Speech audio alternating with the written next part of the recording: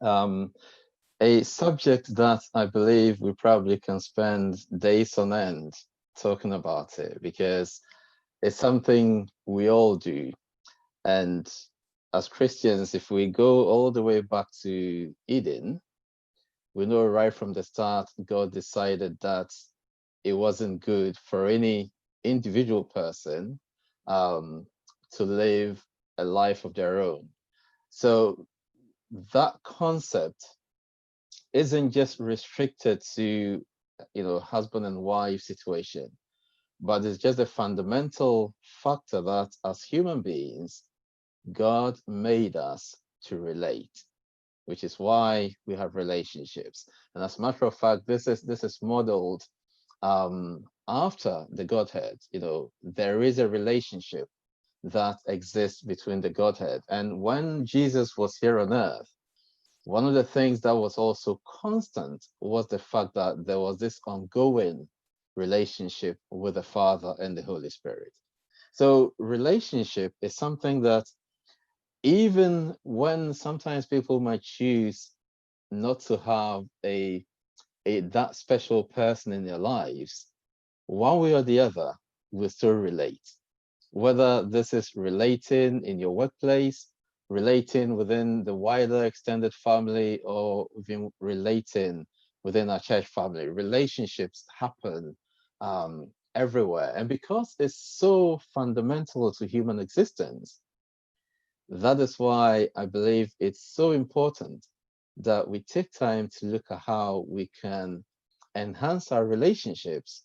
Um, because given that we would have them anyway, why would we want to have relationships that could be detrimental to our own health?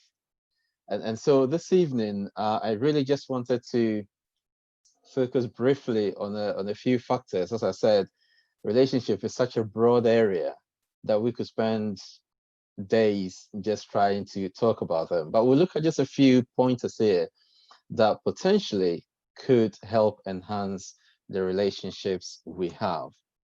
Let me start with a statement that a quotation somebody's written on relationship. And this is what it says, and I quote: "You can't give up on someone because the situation is not ideal.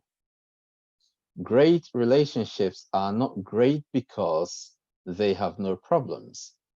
They are great because both people or the people involved in the relationship care enough about the members of that network, and they will do anything to find a way to make it work." So you can't just give up on someone because situation is not ideal. Great relationships are not great because there aren't any problems. You know, sometimes when people come together, or when you think about the family setting, because as humans, fundamentally, we're so different, it's impossible that sometimes we can live a life without any problems at all. And so the reason why a relationship may be classed as great is not because they are without differences, problems, um, the challenges of this life. The relationship is great because the people involved care enough about each other to try to do anything possible to make that relationship work. Just as an example, sometimes I've heard some people say, "Oh, we never argue in our home," um, or that our family has been around for as many decades and there has never been a single argument or fight or disagreement or something amongst ourselves.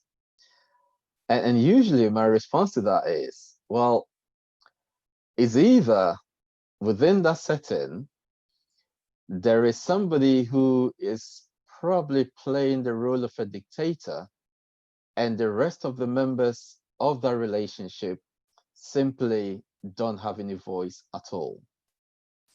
It's either that or somebody is telling porcupines. It's somebody not telling the truth. Because if you think about the basics, even when you think about siblings from within the same household and how different they can be, it's almost impossible to think that you never go through a time where you won't disagree on something, or that sometimes can create a little bit of challenge for all the people within the relationship. And then again, by extension, consider the church setting, for example. You know, the church, we say, is like a hospital, and you've got all, different people coming from different backgrounds, different homes, different upbringing, different outlook on life, different aspirations, so many differences that come into the pot, that many a time they are bound to create a bit of difficulties for all of us. And so it becomes so important then that, given the fact that this can be a real situation that we have to deal with, that we actually look for ways in which we can enhance those relationships to make them a lot healthier for all of us. So one of the first things that, whenever we talk about relationships, it's almost impossible not to mention the issue of communication. And so on this particular sort of instance, looking at factors that enhances communication, what I've said here is healthy and open communication. Why healthy and open? Simply because we know that not all forms of communication may necessarily be a healthier one. We also know that when it comes to communication, not everything we communicate in is through what we say. In other words, through verbal. There are so many different ways that we are constantly communicating. And so for me, sometimes people will say, oh, well, we don't communicate, or that we don't talk to each other. I would suggest that there isn't actually anything such as no communication. That even when you decide not to verbalize something, in so many ways, you're still communicating, you're still sending a message to the other person or to the other people involved in the network. And so some of the things that we can do to make our communications effective and healthier in any relationships include being able to listen effectively and empathetically. So, what is effective listening? God gave us 2 ears and 1 mouth, and there is a good reason.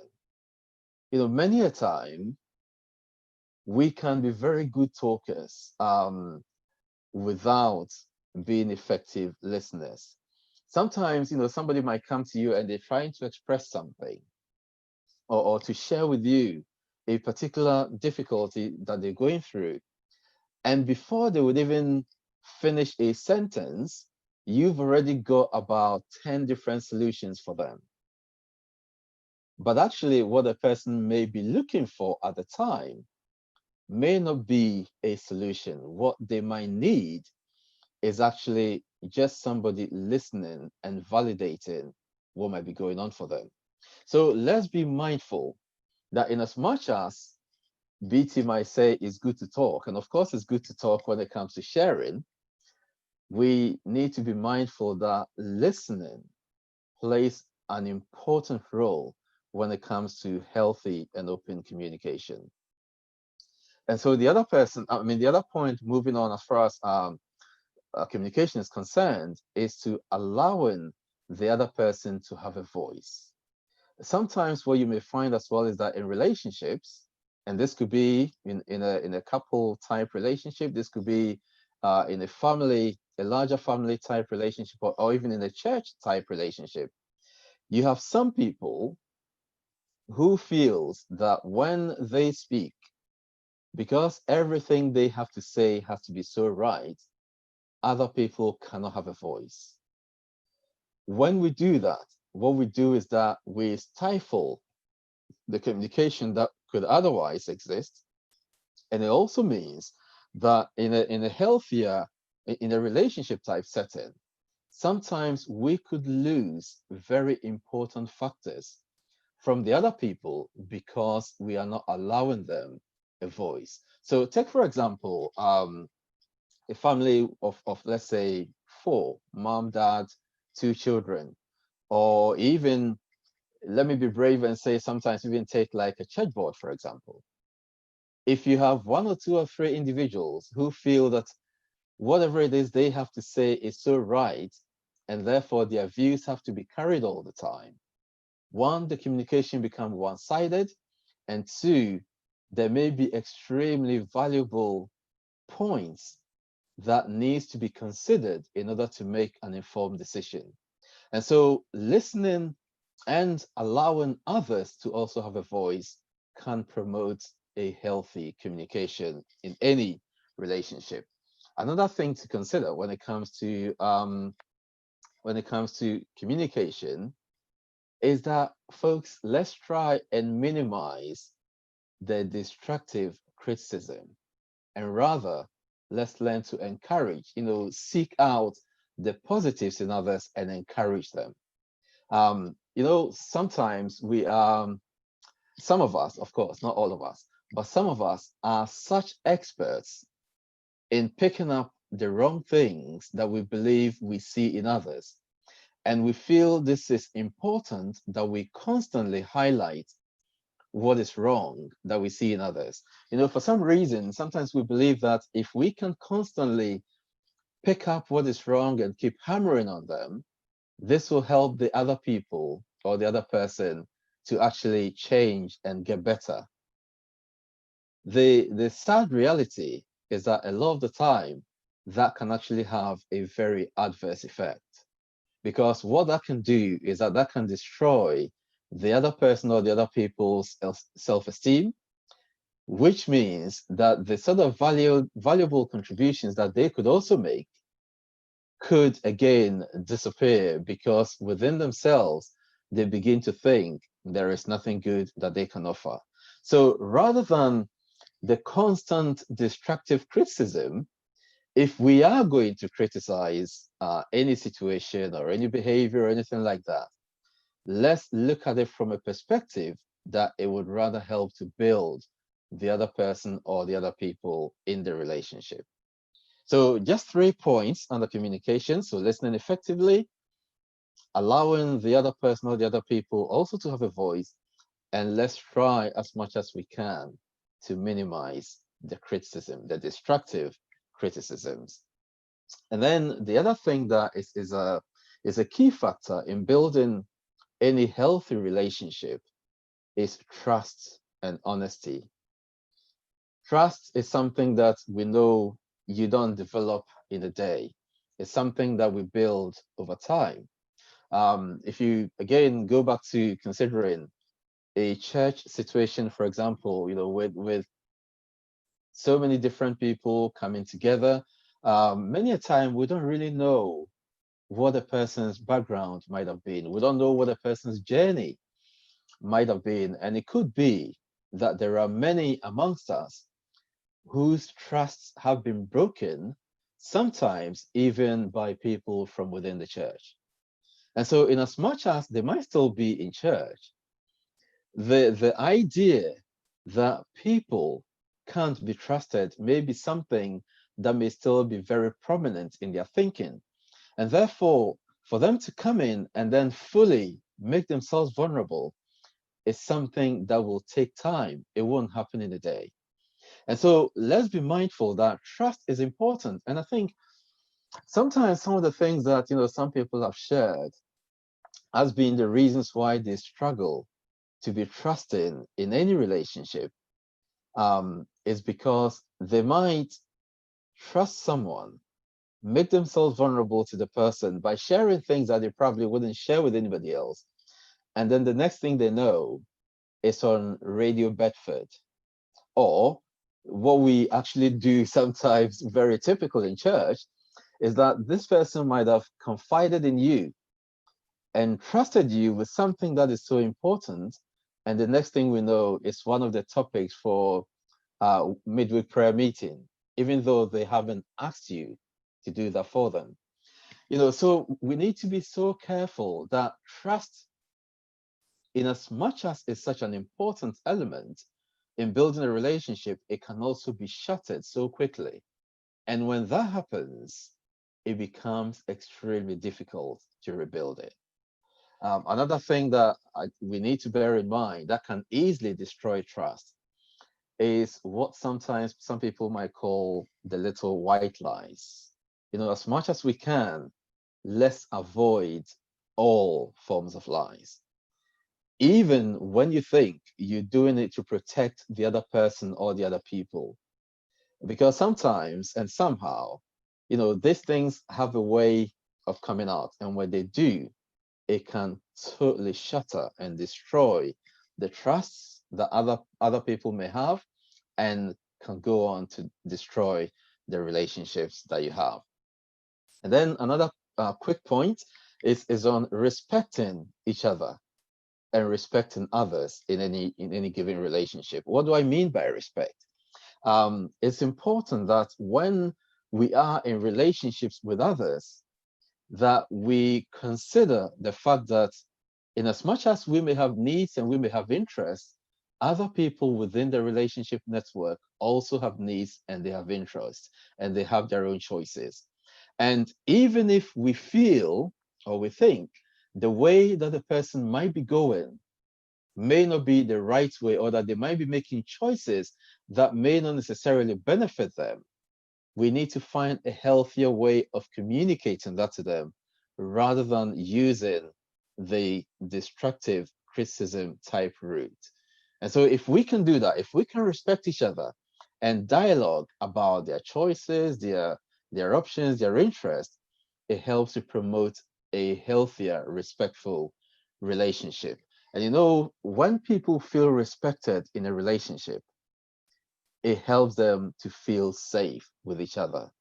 But when people feel that their views and everything they stand for are completely disrespected and downtrodden, many a time these individuals will not feel safe with the people that they might be in a relationship with.